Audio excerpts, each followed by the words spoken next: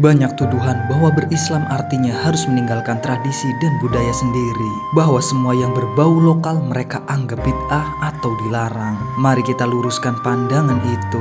Kita akan menelusuri jejak historis Nabi Muhammad SAW di Arab hingga penyebaran Islam yang damai di Nusantara. Pertanyaannya adalah, apakah tradisi Arab dan tradisi Indonesia harus sama? Dengan saya Indra Septiana, selamat datang di Denyut Semesta.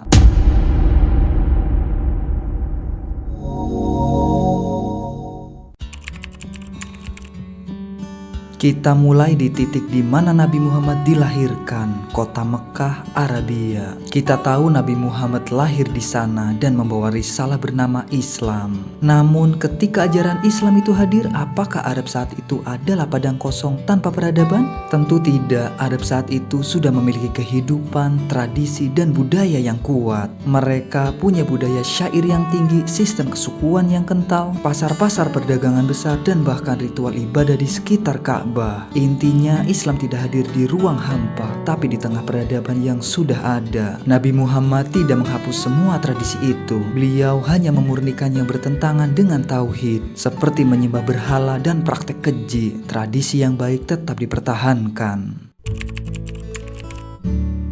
Sekarang mari kita terbang ribuan kilometer ke timur menuju tanah air kita, Nusantara. Ketika Islam datang dan menyebar ke Indonesia, apakah Nusantara sudah punya tradisi? Jawabannya adalah ya. Bahkan jauh lebih kaya. Kita sudah memiliki kerajaan yang besar, sistem kepercayaan yang mendalam, arsitektur yang megah, serta seni wayang, ukiran, dan kain batik yang luar biasa. Para penyebar Islam khususnya Wali Songo memahami betul hal itu. Mereka tidak membawa Islam yang berwajah Arab secara kaku. Sebaliknya, mereka memasukkan ajaran Islam ke dalam bingkai budaya lokal, seperti menggunakan gamelan untuk berdakwah. Ini adalah strategi akulturasi.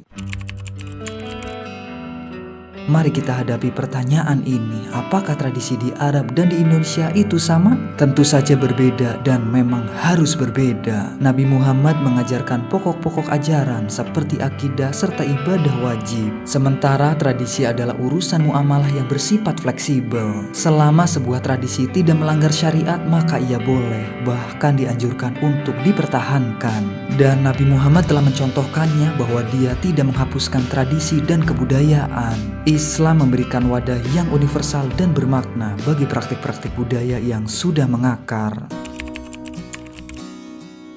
Dan disinilah letak ironi terbesar yang kita hadapi hari ini. Lucunya sekarang banyak orang atau kelompok yang justru memerangi tradisi dan budaya kita sendiri. Mereka menuduh praktik-praktik budaya kita sebagai sesat atau haram. Padahal apa yang mereka bawa dan ingin ditanamkan di tempat kita, yang katanya adalah ajaran agama yang paling asli, justru adalah tradisi dan budaya dari negara lain. Itu adalah budaya berpakaian, budaya berbicara, atau budaya berinteraksi dari tempat yang lain. Itu adalah bingkai dari negara lain, bukan inti dari ajaran Nabi Muhammad. Ini adalah strategi mereka untuk meluluhlantahkan tradisi dan budaya kita. Tujuannya jelas, agar kita menjadi bangsa yang kehilangan akar dan hanya bisa meniru. Mari kita renungkan kembali. Islam yang dibawa oleh Nabi adalah ajaran tentang tauhid dan akhlak. Bingkainya adalah budaya lokal yang kita cintai. Jangan biarkan tradisi kita luluh lantah. Mari kita jaga dan lestarikan budaya Nusantara sebagai bukti kejayaan Islam yang ramah dan adaptif. Wassalamualaikum warahmatullahi wabarakatuh.